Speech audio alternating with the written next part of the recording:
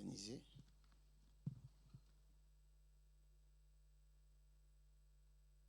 Je vais m'en sortir, je crois. Alléluia. Seigneur, je te remercie pour ta parole, Seigneur Jésus. Seigneur, je ne suis rien à part un canal que tu veux utiliser, Seigneur Jésus. Rends ce canal, Seigneur Jésus, le plus clair, le plus clair possible, le plus propre possible, afin que ce que tu veux donner à ton peuple soit le plus limpide, Seigneur des Seigneurs Jésus. Glorifie ton nom, Seigneur Jésus, au travers de cette parole. Glorifie ton nom au travers, Seigneur Jésus, de tout ce qui va se dire, Seigneur. Glorifie ton nom, Seigneur. Maintenant, je vais me taire et toi parle, au nom de Jésus-Christ. Amen. Amen. Que Dieu soit béni. Tout d'abord, je suis vraiment très honoré d'être là ce matin. Alléluia. Je remercie vraiment l'apôtre Emmanuel pour son invitation. Amen. Nous faisons partie, je suis Eliphal, donc il a dit, marié, 2 enfants. Et je suis venu avec une sœur de l'église, la sœur Noémie, amen, qui est vraiment une disciple du Seigneur, amen, qui non seulement travaille à l'église avec nous, mais aussi travaille sur les réseaux sociaux sous le nom de Sœur Co, pour vraiment apporter un vrai évangile, parce qu'il y a trop de choses sur Internet, alléluia, et c'est bien d'avoir écouté le vrai évangile du Seigneur, amen. Et l'apôtre est vraiment un mentor pour nous. Amen. Comme vous savez, on fait partie de la famille d'églises. Et on est une petite dizaine d'églises, justement, où l'apôtre est notre dirigeant, notre directeur. Alléluia. Quand il nous appelle, il dit « Réunion ». Allez, qu'est-ce qu'on fait? Et il a tellement de conseils, tellement de... Waouh! Surtout pour nous, parce que moi, je suis pasteur second. Et malheureusement, le pasteur principal a eu un accident, ce qui fait qu'il est très handicapé, je crois, à 70%. Et du coup, nous, on est là et c'est vraiment un apport. Vous, l'Église, vous êtes un apport. Amen. Merci à chaque fois. Vous êtes vraiment cette Église ressource qu'on a besoin quand on a besoin par rapport à ceci, cela. Et au travers, je vous remercie au travers de l'apôtre Emmanuel vraiment pour tout ce que vous faites. Amen. Et il est tellement... accessible et journal, à chaque fois je l'appelle, oui, j'aimerais pour ça, j'aimerais faire ça, il dit, oh, appelle-moi, il n'y a pas de problème et tout. Et vraiment, il couvre et il fait son rôle vraiment à cœur. Merci pour tout. Amen. Et c'est un honneur de pouvoir prêcher ici. Amen. Et j'aimerais aussi remercier l'Église parce qu'à chaque fois que je viens, qu'il y a des événements, il y a un accueil incroyable. Amen. Un accueil incroyable. Et puis, une efficacité dans le service pour pouvoir la cuisine, pour pouvoir, nous servir ceux qui arrivent. On se sent tellement à l'aise, c'est tellement organisé. Merci beaucoup. Voilà. Et il y a un frère à chaque fois que je vois, vraiment, je trouve qu'il a un cœur de serviteur. C'est le frère Eric, je crois. Hein. C'est ça? Waouh! Oh là là! Oh là là, c'est ça, c'est... Un cœur de serviteur comme ça, il y en a... C'est waouh. Et je me suis dit, si, en plus, il doit y avoir sûrement beaucoup d'Éric dans cette église. J'ai dit, waouh, c'est une église bénie. Alléluia. C'est une église bénie. Avoir un cœur de serviteur comme ça. Merci pour la louange. Alléluia. Merci pour tout ce que vous avez fait. Et que Dieu soit béni. Amen. Voilà, donc le thème de mon message ce matin, c'est être miséricordieux.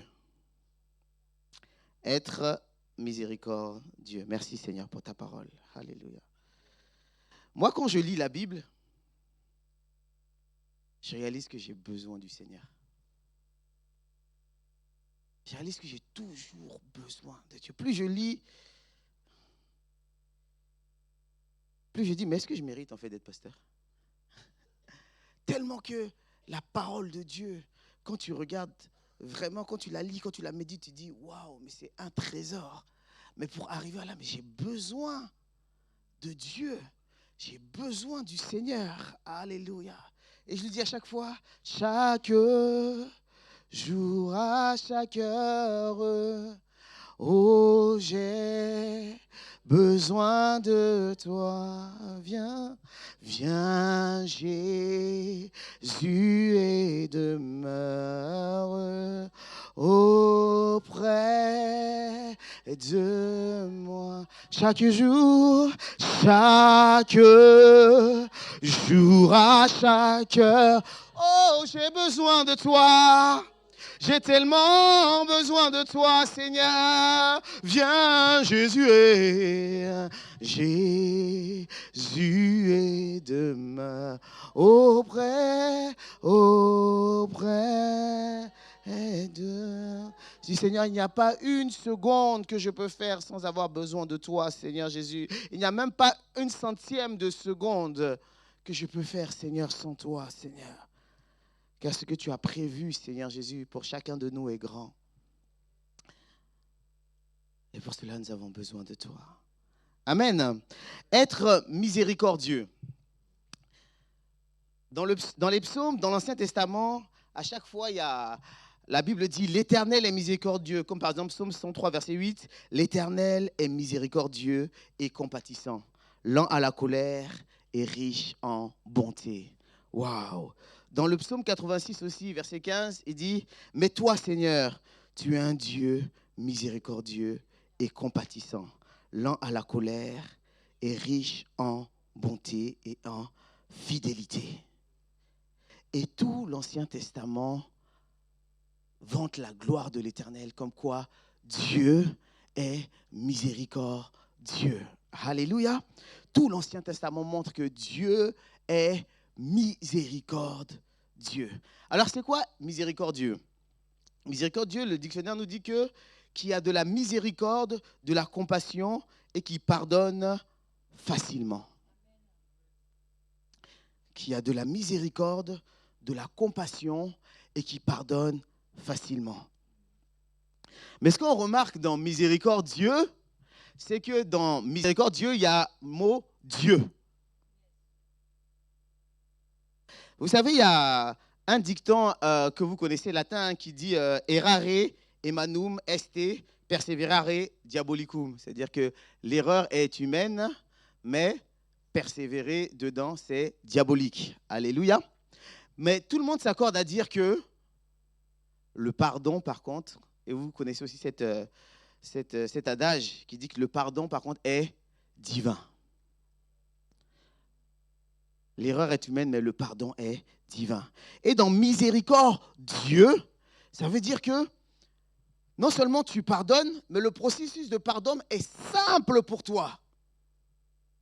Tellement simple que tu es miséricordieux. Alors, à l'époque, les gens étaient très d'accord avec cela. Oui, Dieu est miséricordieux, Dieu est miséricordieux. Mais là, Jésus arrive.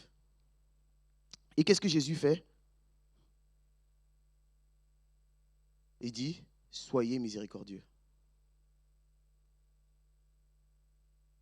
C'est nouveau. Quoi? Oui, Dieu est miséricordieux. Alléluia.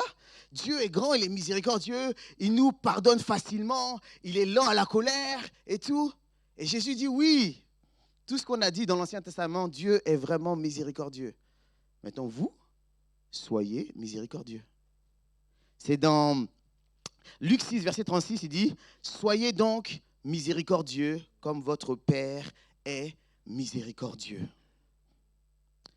Amen. Matthieu 5, verset 7, il dit « Heureux les miséricordieux, car ils obtiendront miséricorde. » Heureux les miséricordieux. Alors Jésus vient avec ce nouveau concept et puis il dit « Dieu est miséricordieux. » Oui, on l'a dit pendant tout l'Ancien Testament. Maintenant, vous, soyez miséricordieux. Je vais vous dire un truc, quelque chose que peut-être les gens n'ont pas réalisé, peut-être que beaucoup d'entre nous n'ont pas réalisé, mais Jésus et la grâce n'est pas venu mettre la loi de Moïse au rabais. Parce que souvent j'entends « Ah, wow, c'était dur avec Moïse. Maintenant avec Jésus, c'est plus facile, c'est plus simple, c'est moins cher, c'est moins coûteux. » Mais laissez-moi vous dire quelque chose. Aujourd'hui, ce matin, je vais vous dire que quand Jésus vient et il dit maintenant, vous soyez miséricordieux, si on comprend vraiment le message de Jésus, on comprend qu'il n'est pas venu mettre la loi de Moïse au rabais. Il n'est pas venu mettre la part de Moïse au rabais. Bien au contraire, il est venu quoi?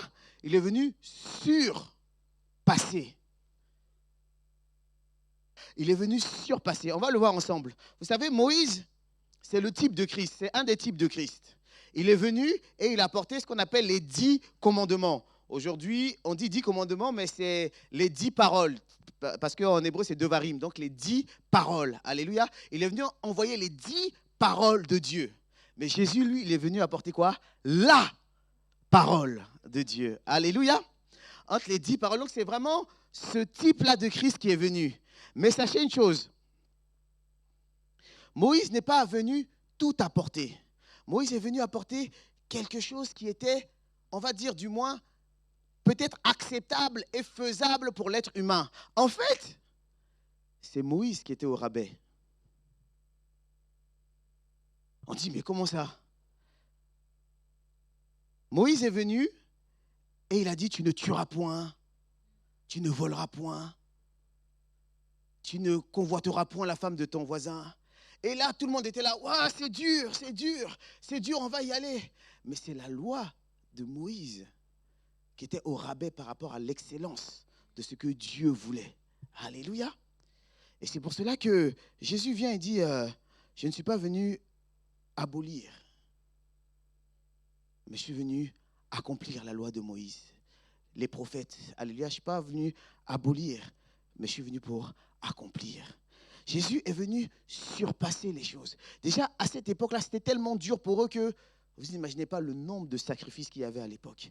Tellement que même les lois de Moïse, les préceptes et les commandements, ils n'arrivaient pas à suivre. Et puis à chaque fois, ils étaient là, oh Seigneur, aide-nous. Et puis ils prennent des taureaux, ils prennent des béliers, ils prennent des pigeons, ils prennent tout ce qu'ils ont et puis ils égorgent, ils font du sang parce qu'ils n'arrivent pas. Ils disent même la loi de Moïse était trop dure. Mais pourtant, c'est la loi de Moïse qui était au rabais par rapport à l'excellence dans laquelle Dieu veut que nous soyons. Une fois, il y a des Sadducéens qui viennent vers lui et qui disent, oui, Moïse nous a permis de répudier vos femmes. Qu'est-ce qu'il leur dit? Il dit, c'est à cause de la dureté de vos cœurs. Alléluia. C'est à cause de la dureté. Matthieu 19, verset 8, il dit, il leur répondit, c'est à cause de la dureté de votre cœur que Moïse vous a permis de répudier vos femmes. Au commencement, il n'en était pas ainsi. Aujourd'hui, on s'est dit, oui, bon, le divorce n'est pas accepté, sauf s'il y a, adultère, voilà. Sauf s'il y a adultère et tout ça. Et donc, il dit, oui, donc on peut répudier, parce que là, c'est le divorce. Mais Jésus dit, mais vous savez que c'est à cause de la dureté de votre cœur que cela a été permis. Sinon, à l'origine, ce n'était pas ainsi. Alléluia. Moïse, avec les lois, les préceptes et les ordonnances, c'était le minimum. Le minimum que l'homme pouvait accéder. Et Jésus vient et dit, et donc en fait, Moïse justement, avant ça, donc le minimum c'est quoi? C'est la loi du talion. Œil pour œil, dent pour dent. Vous savez pourquoi il a mis la loi du talion? Parce que le cœur de l'homme est tellement méchant que toi, si on t'a pris ton œil, tu vas prendre les deux yeux, la langue, la bouche, le pied, et dire, calmez-vous. Non, non, œil pour œil, dent pour dent. Ok, il t'a pris ton œil, c'est ça? Bon, récupère l'œil, c'est tout. Ok, calmez-vous, je connais vos ardeurs à vous, les hommes là, vous êtes trop violents. Alléluia. Et la loi du talion, c'était vraiment pour freiner les ardeurs des êtres humains. Et même la loi du talion, ils avaient du mal. Jésus vient, pour ceux qui croient qu'il est venu au rabais, mais non, c'est au contraire. Jésus vient et puis dit, vous avez appris qu'il a été dit, tu ne tueras point. Moi je dis, si tu dis à ton frère seulement raka, ça veut dire imbécile, insensé, tu mérites la géhenne. Waouh! Là on a un autre niveau là. Est-ce qu'il est vraiment venu mettre au rabais? C'est totalement le contraire. Il dit, vous avez appris qu'il a dit, tu ne coucheras point avec la femme de ton voisin. J'ai dit, moi je vous dis que si seulement vous avez pensé, vous avez déjà commis adultère.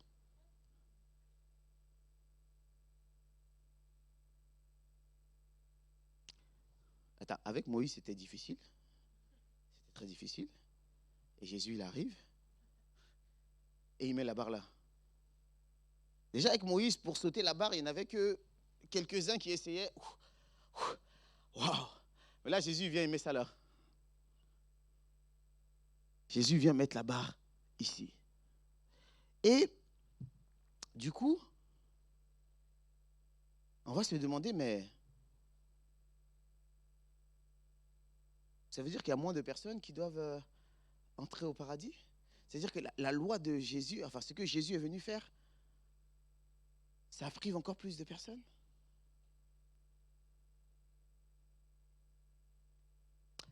Jésus avait prévu cela. Alléluia.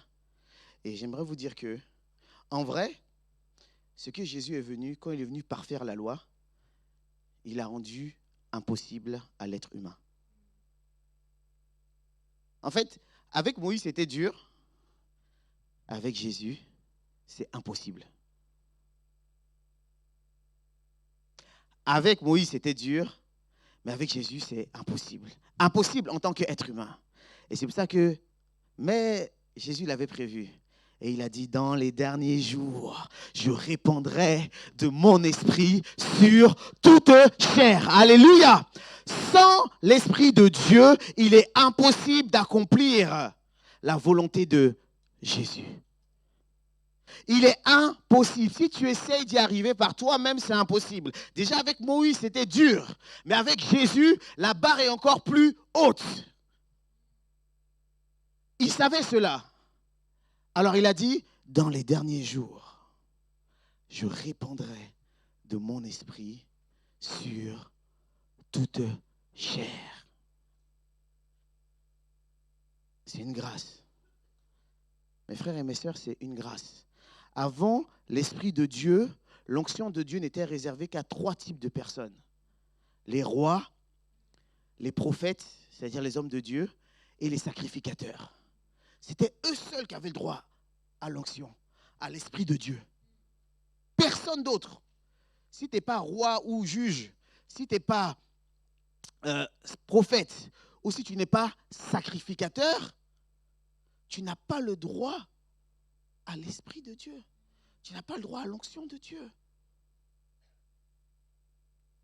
Mais un truc incroyable, il a dit, dans les derniers jours, j'ouvre la porte et je répandrai de mon esprit sur toute chair. C'est parce qu'il savait que sans l'Esprit de Dieu, on ne pourra pas accomplir la volonté de Dieu. Sans l'Esprit de Dieu, il est impossible d'accomplir la volonté de Dieu. Impossible. Alléluia. C'est ça que j'aimerais qu'on dise merci Seigneur pour ton esprit. Merci Seigneur pour ton esprit, Seigneur. Je ne mérite pas, Seigneur Jésus.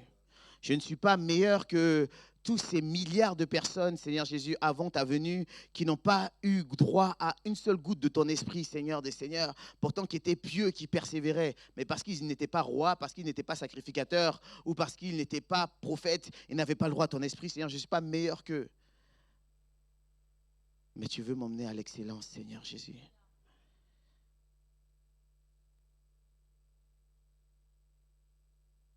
Cela a été fait pour que la gloire revienne à Dieu.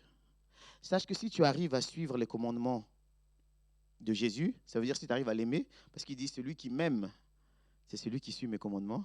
Amen. C'est pas juste je t'aime, voilà, je t'aime bien, Jésus, non. Il dit celui qui m'aime, c'est celui qui suit mes commandements. Alléluia. Ne me dis pas que tu m'aimes si tu ne suis pas mes commandements. Alléluia. Tu as de la sympathie pour moi. Tu aimes bien ce que je dis, mais tu ne m'aimes pas. Parce que si tu m'aimais, tu allais suivre mes commandements. Et donc il dit, dans les derniers jours, je répandrai de mon esprit sur toute chair. Amen. Et donc du coup, c'est quoi un être spirituel? Un être spirituel, ce n'est pas celui qui prie beaucoup, même si ça fait partie. Ce n'est pas celui qui est toujours, on va dire, ah, lui, il prie le plus, il est toujours perché. Ce n'est pas ça un être spirituel. un être spirituel, vous savez qu'on est corps, âme et esprit. Donc dans le corps, il y a quoi? Il y a les sens, c'est-à-dire tout ce qui est sensationnel, c'est-à-dire le toucher, l'ouïe, l'odorat, toutes ces choses-là. Et il y a aussi l'instinct. Il y a des choses qu'on a beaucoup, on est beaucoup, il y en a souvent, l'homme animal, comme la Bible parle, il vit selon ses instincts primaires. Donc ça, c'est ce qui est dans le corps. Les sens et l'instinct. Ce qui est dans l'âme maintenant, non, ce qui est dans l'esprit, pardon, c'est la volonté. La volonté et la conscience. La volonté et la conscience. Maintenant, il y a les deux. Il y a le corps qui a les sens et l'instinct, et il y a l'esprit qui a la volonté et la conscience. Et par exemple, si ta volonté, c'est de marcher, je veux avancer, mais que ton corps ne peut pas parce que tu t'es blessé, c'est là qu'au milieu, ce qui joint les deux, c'est l'âme. Alléluia. Et c'est pour ça que dans l'âme, il y a quoi? Il y a l'intelligence. Ah ben, dans ce cas-là, je vais construire quelque chose. Amen. Parce que ma volonté dans mon esprit, je veux avancer, mais mon corps m'empêche d'avancer. Donc, je vais inventer quelque chose à roue pour avancer. Donc, il y a l'intelligence. Il y a quoi aussi? Il y a, comment je dirais, il y a les émotions. Il y a les émotions. Voilà. Il y a les émotions. Il y a les émotions, il y a les sentiments et toutes ces choses-là. Et donc, du coup, qu'est-ce qui se passe? Ce qui se passe, c'est que ta chair a des sens quand il voit des choses. Ça crée des sens en lui. Quand il touche des choses, ça crée des choses. Et ça crée dans ton âme des émotions et des sentiments. Et ces émotions et ces sentiments-là, on peut appeler ça des envies. D'accord? L'envie est différent de la volonté. Parce que comme je vous ai dit, dans l'esprit, il y a la volonté. Les envies sont liées à ce qui se passe dans ta chair. Par exemple, tu as vu quelqu'un manger. 1, 2, 3, oui. Tu as vu quelqu'un manger ou bien tu as senti une odeur qui te rappelle des sensations fortes. Tu dis, ah tiens, j'ai faim, j'ai envie de manger ça. Vous voyez, j'ai envie de manger ça. L'envie, c'est quelque chose qu'il faut faire très attention. Un homme équilibré ne vit pas selon ses envies, mais il vit selon sa volonté. Alléluia. Un homme équilibré, c'est quelqu'un dont la volonté, donc l'esprit, est plus forte que les envies, donc la chair. Alléluia. Et ça n'a rien à voir, parce qu'il y en a qui disent, oui, non, je ne veux pas me forcer parce que je ne veux pas être hypocrite. Ça n'a rien à voir avec l'hypocrisie. Par exemple, regardez, tu es fatigué, tu as un bébé qui pleure, il est 3 heures du matin, ton envie dans ta fatigue n'a pas envie, mais ta volonté, c'est que ton bébé soit nourri. Est-ce que c'est hypocrite de te lever malgré que tu n'as pas envie? Ça n'a rien à voir avec l'hypocrisie. Oh non, je n'ai pas envie de faire, je n'ai pas envie d'être hypocrite. Non, ce n'est pas de l'hypocrisie, c'est du bon sens. Alléluia. C'est du bon sens. Que je n'ai pas envie de me lever, c'est vrai, je suis fatigué, mais je veux être un bon parent. C'est ma volonté. Alléluia. Alléluia. Quand les envies touchent au sensationnel, la volonté ne change pas. Comme Jésus, lui, il est esprit, il n'est pas chair. Alléluia. Et il est le même hier, aujourd'hui, éternellement. Il ne change pas. La volonté, elle reste stable. Les envies changent selon l'humeur, selon même le temps. Hein. Peut-être que tu peux être même zélé, mais s'il fait froid, tu es plus zélé. Le temps même fait que les envies changent. Alors si tu es un homme ou une femme qui est rempli de ses envies, ça veut dire que tu n'es pas quelqu'un d'équilibré, tu n'es pas quelqu'un de stable. Vous imaginez combien de jours avant d'aller au travail, je ne sais pas, il s'est passé quelque chose hier, tu es tellement fatigué que tu n'as pas envie d'aller au travail. Mais par contre, ta volonté, c'est de réussir, ta volonté, c'est d'amener du pain à la maison. Donc, ta volonté d'y aller est plus forte que tes envies. Vous imaginez si tes envies sont plus fortes? C'est arrêt maladie tous les jours. Tous les jours. Tous les jours. Et crois-moi que tu n'évolueras jamais. Et puis même, je ne sais pas combien de temps ils vont te garder. Mais ça montre une instabilité. Et c'est ça finalement, un être charnel. Un être charnel, c'est quand ton âme, c'est-à-dire tes émotions, tes sentiments sont plus liés à ta chair. sont plus liés à tes sens, ce que tu touches, ce que tu vois. Alléluia, ce que tu goûtes. Donc à tes envies qu'à ta volonté. Ta volonté, ce que tu veux. Vous savez, je vais faire un petit test comme ça. C'est pas pareil, parce qu'aujourd'hui, on vit dans un monde sensationnel. Alléluia. Hein? Souvent, c'est vos envies prennent vie du côté de chez vous. C'est les envies. C'est pas oui, qu'est-ce que tu as envie? Qu'est-ce que tu as envie? Tu as envie. Mais faites ce test-là. Par exemple, regardez.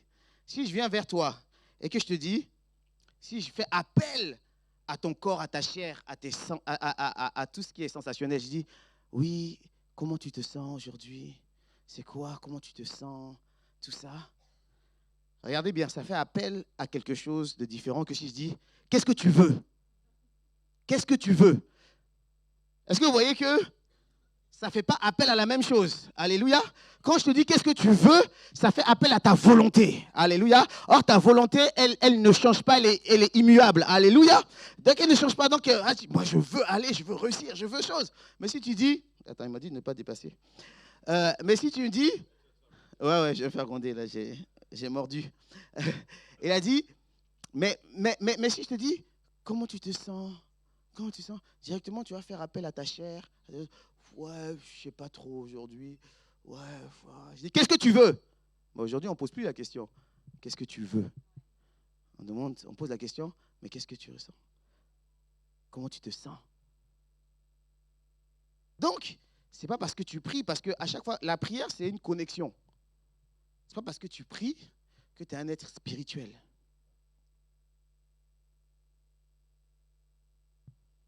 Tu peux te connecter souvent,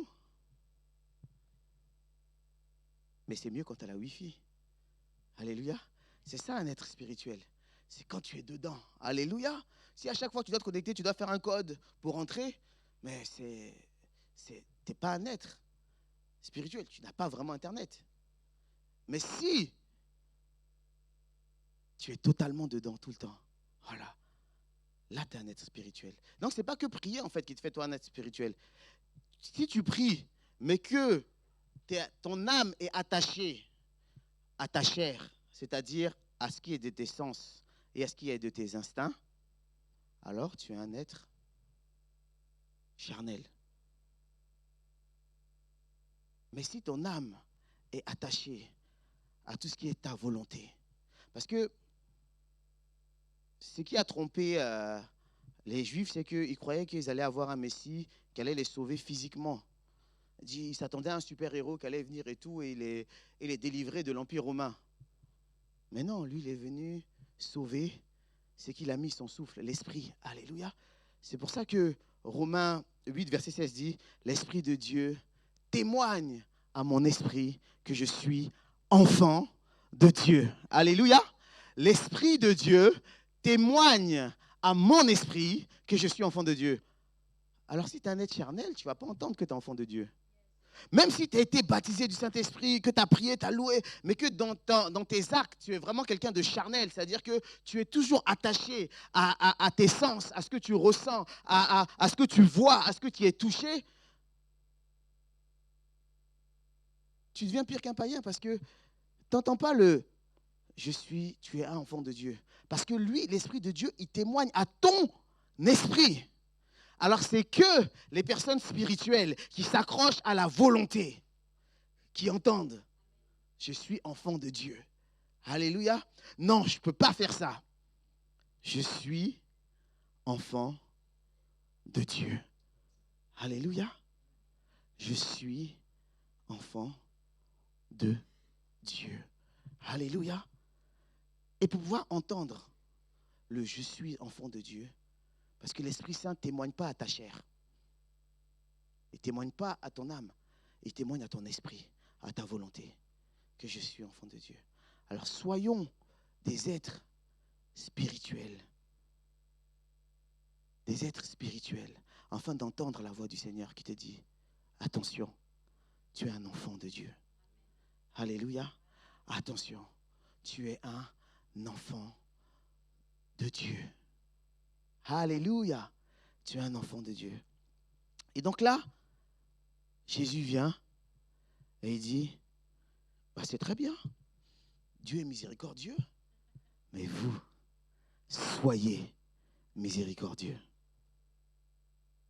Comme j'ai dit, Jésus est venu mettre la barre très haute. Et donc, cet acte-là d'être miséricordieux, ce n'est pas humain.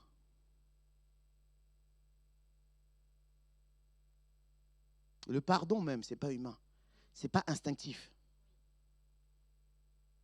Ce n'est pas instinctif, ce n'est pas sensoriel. C'est divin. C'est divin. Le pardon, c'est divin.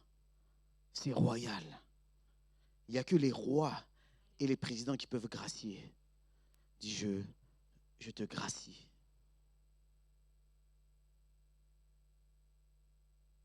Je vais te gracier. C'est un acte noble. C'est un acte divin. C'est un acte dans lequel l'être humain ne peut pas s'identifier. Alors quand Jésus dit « Soyez miséricordieux », c'est-à-dire, il dit « Monte, élève-toi, prends de la hauteur. Prends de la hauteur. » Parce que si tu ne prends pas de la hauteur, tu vas rester à tes bas instincts. Et tes instincts ne vont pas vouloir que tu pardonnes. Tes instincts ne vont pas vouloir que tu puisses être miséricordieux. Non. Quand il dit « Soyez miséricordieux », c'est-à-dire, fais appel à l'Esprit Saint. Et prends de la hauteur. Prends de la hauteur. Prends de la hauteur, comme Jésus, afin de dire, je te pardonne, je te pardonne. Vous comprenez le principe, ce n'est pas humain. Ce n'est pas humain. Parce que souvent, qu'est-ce qu'on fait? On encaisse. On ne pardonne pas, on encaisse. On dit, ok, c'est pas grave, ok, je vais y aller. Tu n'as pas pardonné. Alléluia. Pardonner, c'est que la personne renaît en toi et devient une nouvelle personne. Alléluia. Un bébé, il y a quelque chose qui renaît. C'est pas tu l'as caché quelque part dans ton cœur. Non. Et comme j'ai dit, si tu n'arrives pas, c'est normal. C'est pour ça qu'il faut demander à Dieu. Dis, Seigneur, j'ai besoin de ton esprit pour quitter de l'homme charnel à passer à l'homme spirituel. Alléluia. À l'homme qui goûte, qui expérimente à la divinité de Dieu. Alléluia. Et en tant que maintenant je suis dans la noblesse, dans la divinité de Dieu, maintenant je peux dire, je te pardonne.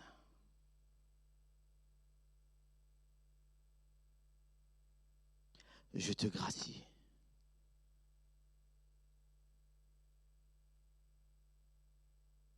Philippiens 2 dit, ayez les mêmes sentiments que Christ.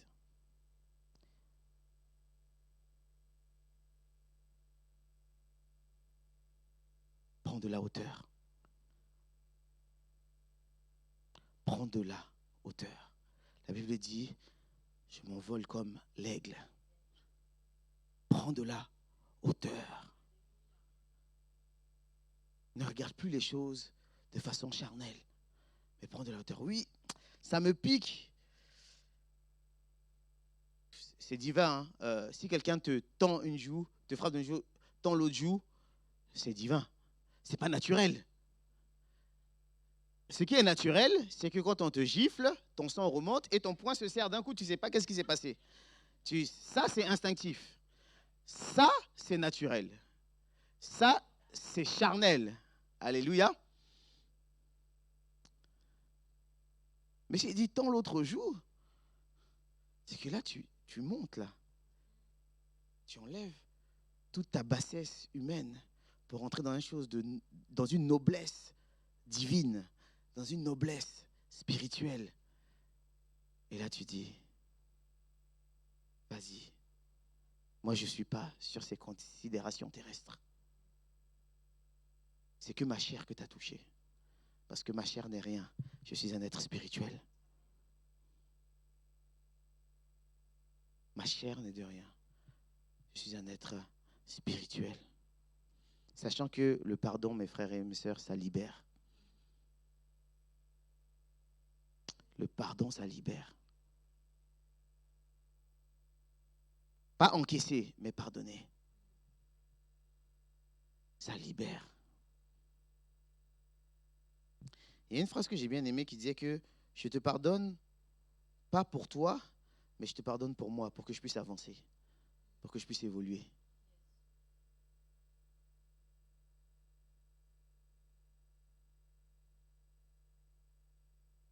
Des fois, on se fatigue. Moi, je me rappelle quand j'étais petit comme ça, j'aimais bien garder. Moi, je croyais que je faisais du mal aux autres quand je gardais les choses et tout. Donc, il y a mon frère et tout qui était là et tout. Il me faisait des trucs, tac, tac, tac. Et moi, je ne lui parlais plus pendant 1 jour, 2 jours. J'étais concentré dans mon coin. Moi-même, je ne voulais même pas manger et tout. Pourquoi on dise, oh là là, mais qu'est-ce qui s'est passé? Je dis, c'est lui qui a fait ça et tout, tout ça. Et un jour, comme ça, j'ai eu ce déclic. J'étais là, il m'avait fait quelque chose. J'étais donc là, j'étais dans mon coin. Je ne voulais plus manger. J'étais là. Et je le vois à côté. Il s'éclate, il joue avec mon frère et tout. Je dis, mais attends, mais c'est lui qui m'a fait du mal. Lui, il est en train de s'éclater, il a oublié, il y a 2 jours, il a oublié. Moi, je me punis, alors que c'est à moi qu'on a fait du mal. Ça m'a fait un déclic dans ma tête. Je dis, pourquoi je me fais ça en fait? Pourquoi on se fait ça? Et après, j'ai dit, bon, je le pardonne. Et puis après, je suis allé jouer avec eux. Je dis, mais pourquoi je me fais ça? Pourquoi je m'emprisonne? Au moins, si c'était moi qui avais fait la faute, c'est même pas moi qui ai fait la faute. Et je subis, je m'empêche de manger, je fais tout ça. Mais celui qui a fait la faute, il s'éclate. Ça va pas le ramener à lui-même. Oh oui, c'est vrai, ouais, il est pas bien et tout. Mais moi, je suis bien, ça va. Non, pourquoi on se fait ça en fait? Pourquoi on se fait du mal? Sache que quand tu pardonnes, c'est même pas pour la personne. C'est pour toi. Alléluia. C'est pour toi. Franchement, ce jour-là où ça faisait 3 jours, je commençais à avoir un record d'énervement, un record de je mange pas, je suis là, je parle à personne.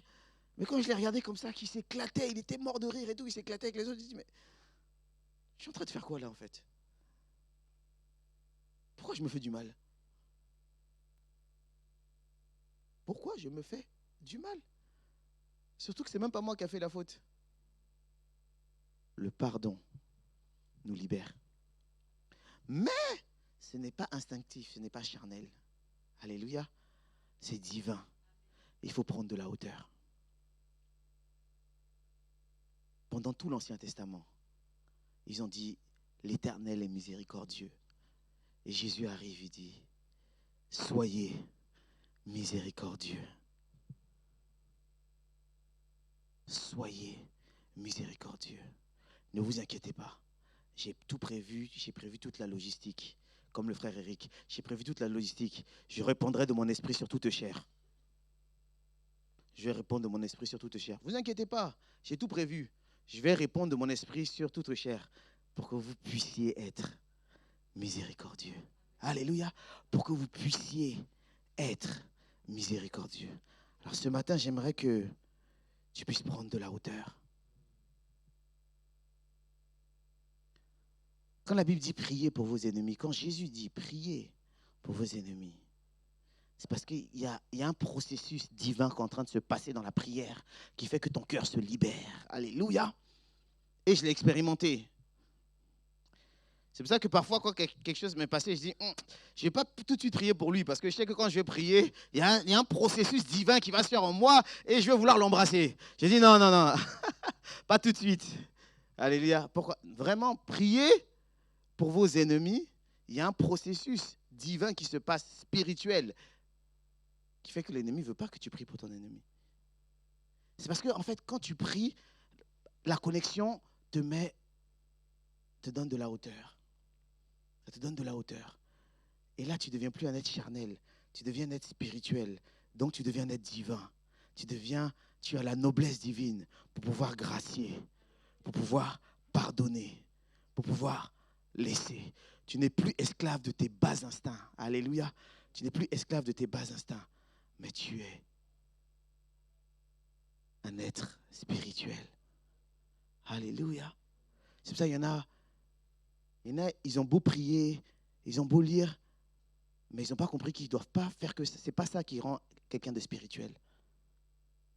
C'est autre chose. C'est vivre pas dans les envies, mais vivre dans la volonté de Dieu. Alléluia. Et Dieu ne change pas. La volonté, elle est là. Alléluia. La volonté est là. Et si tu veux connaître la volonté de Dieu, c'est-à-dire l'esprit de Dieu, Dieu est esprit, il est volonté. Il faut aller vers l'esprit qui est la volonté et prendre de la hauteur. Prends de la hauteur ce matin. Alléluia. Prends de la hauteur ce matin. Prends de la hauteur. Alléluia. Si l'apôtre Emmanuel permet, on peut commencer à prier. Alléluia. Si tu veux prier vraiment, tu dis Seigneur, je veux prendre de la hauteur, Seigneur Jésus. Romains 5 dit, Romains 8, verset 5 dit, celui qui s'affectionne des choses, celui qui fait les choses de la chair s'affectionne des choses de la chair. Tandis que celui qui fait les choses de l'esprit s'affectionne des choses de l'esprit. Or, l'affection de la chair, c'est la mort. Tandis que l'affection de l'esprit, c'est la vie et la paix. Affectionner, c'est dire quoi? Aimer. En gros, parce que moi j'aime bien traduire les choses dans ma tête, sinon je ne comprends pas. Plus tu aimes les choses de la chair, plus tu fais les choses de la chair, plus tu vas aimer les choses de la chair. Tandis que plus tu fais les choses de l'esprit, plus tu vas aimer les choses de l'esprit. Il dit, ça c'est un fait, mais juste sache que les choses de la chair emmènent à la mort, tandis que les choses de l'esprit emmènent à la vie. Alléluia. Donc moi je ne suis pas choqué quand un païen arrive et dit ça, j'aime trop faire ça.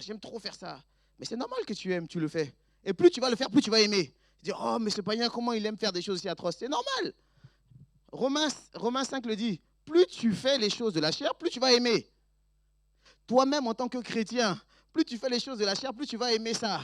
Tu vois, tu dis, ah non, j'avais décidé, tu as écouté les choses du monde à fond, même la musique du monde, tu écoutes ça à fond, mais tu vas aimer. Tu vois là, tu dis, ah non, je veux plus écouter la musique du monde. Dès qu'une musique passe, ta tête commence à bouger, tu dis, ah non, oui, tu aimes parce que tu pratiques ça souvent. Alléluia. Sache que plus tu le fais, plus tu vas aimer. Ce n'est pas Dieu qui va t'empêcher. Alléluia. Il ne va pas avoir un miracle divin. Plus tu fais les choses de la chair, plus tu vas aimer ça. Et le problème, c'est que plus tu vas aimer ça, plus tu vas être esclave de ça. Mais plus tu vas être esclave de ça, plus ça va t'emmener à la mort. Amen. Non, c'est pas que c'est pas bon. Hein. Les choses de la chair, dans les choses de la chair, des choses de ce monde, il y a des choses qui sont très bien, qui sont addictives, on va dire. Je ne vais pas dire bien, qui sont addictives.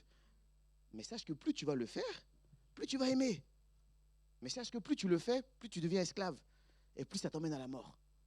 Par contre, plus tu fais les choses de Dieu, plus tu vas aimer ça. Alléluia.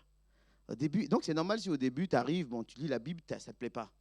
Au bout de 3 lignes, là, déjà, tu penses au film que tu as regardé. Tu es arrivé, tu es à la fin du chapitre, tu ne sais même plus ce que tu as lu, tu te rappelles que des 3 versets. Moi, c'était ça au début. Je ne sais pas comment je faisais, je commençais à lire le premier verset. J'arrive à la fin du chapitre, j'étais déjà dans ma tête loin. Je dis, je suis obligé de recommencer au 2e verset. Voilà. Après, j'arrive au 2e verset, j'ai fini le chapitre, j'ai déjà tout oublié. Je reviens au 3e verset. Mais parce que, justement, je n'avais pas l'habitude. Même la prière, tu n'arrives pas à prier 5 minutes. Pourquoi? Mais sache que plus tu vas le faire, plus tu vas aimer. Celui qui s'affectionne des choses de l'esprit, celui qui fait les choses de l'esprit, s'affectionne des choses de l'esprit. Plus tu vas le faire, plus tu vas aimer. Plus tu vas faire les choses du monde, plus tu vas aimer les choses du monde. C'est pour ça que l'apôtre Paul, lui, il est radical. Il dit, je crois que c'est Hébreux 6, il dit que le renoncement aux œuvres mortes. Alléluia. Il dit, je veux le renoncement. Lui, il dit, j'ai pas le temps en fait. Parce que la nature attend avec un ardent désir la révélation des fils de Dieu. Alléluia. Les fils de Dieu, c'est les fils divins. C'est ceux qui ont réussi à prendre de la hauteur. Ce sont les personnes spirituelles.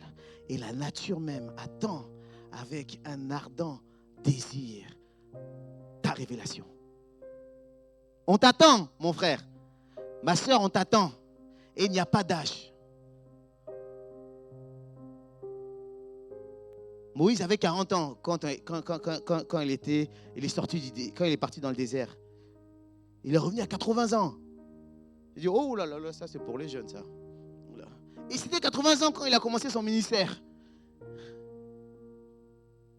Il a commencé à 80 ans, Moïse. Moïse, c'est le... Pour les Juifs, c'est comme le Messie. Moïse, le plus grand serviteur de l'Ancien Testament, il a commencé à 80 ans. Abraham était appelé à 70 ans. Il n'y a pas d'âge. David a commencé alors qu'il était adolescent. Josias a été roi à 8 ans. À 8 ans, il a été roi, Josias. Et eux tous, ils ont marqué.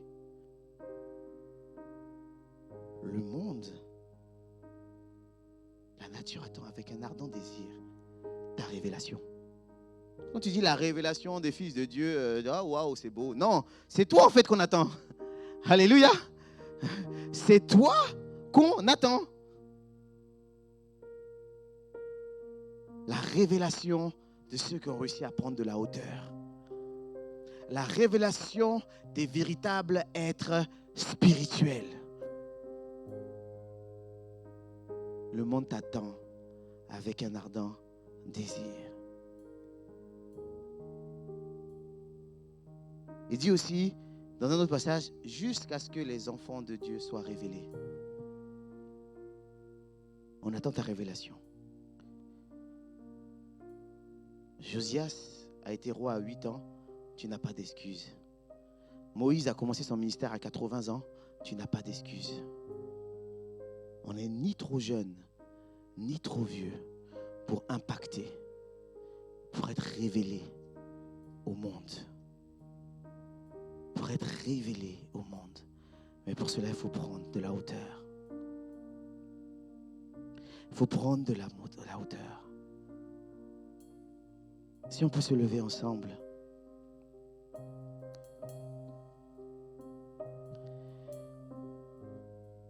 Et dit, Seigneur, je veux être prêt à me révéler. Toi qui as mis la barre haute. Toi qui l'as mis la barre, Seigneur, si haute. Je veux être miséricordieux comme toi, mon Père. Tu es miséricordieux. Tu m'as donné ton esprit. Tu m'as donné ton esprit, Seigneur Jésus. Alors comme l'aigle, je veux m'envoler vers toi, Seigneur. Et prendre de la hauteur sur tous les aspects charnels de ma vie. Sur tous les circonstances, sur toutes ces choses-là. Alléluia. Parce que tu as dit dans ta parole que qui a déjà rajouté un coudé à sa vie en s'inquiétant? Qui a déjà rajouté un coudé à sa vie en s'inquiétant de quoi que ce soit? Personne n'a jamais rajouté un jour, si je paraphrase. Personne n'a rajouté 1 minute à sa vie en s'inquiétant.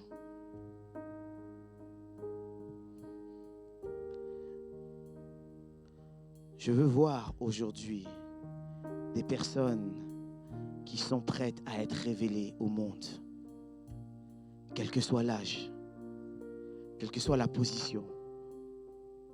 Le monde attend avec un ardent désir la révélation des fils de Dieu, de ceux qui ont réussi à prendre de la hauteur. Sache que Jérémie dit que tu as Jésus 11, 28, car il a des projets de paix et non de malheur, afin de te donner de l'avenir, de l'espérance. Les projets de Dieu pour toi, tu ne sais pas. Les projets de Dieu pour toi, tu ne sais pas. Est-ce que Moïse, cet homme âgé, pensait qu'il allait révolutionner le monde? Est-ce que Josias, il savait qu'il allait ramener la loi de Dieu dans Israël?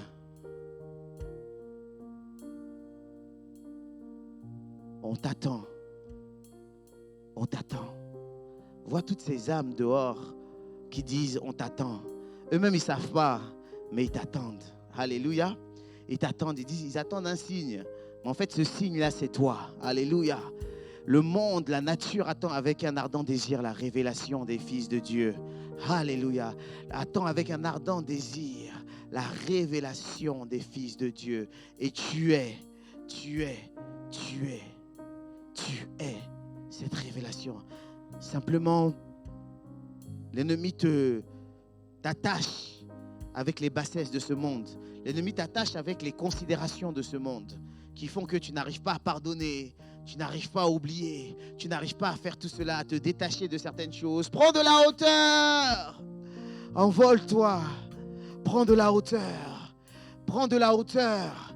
Comme l'aigle, envole-toi comme de l'aigle et prends de la hauteur. Ne regarde plus à ces considérations charnelles. Prends de la hauteur, alléluia, afin de rentrer dans une dimension divine, afin de rentrer dans une dimension où Dieu est grand, afin de rentrer dans une dimension où le roi des rois est grand. Prends de la hauteur.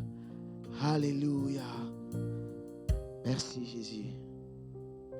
Alléluia. Restons encore juste un instant.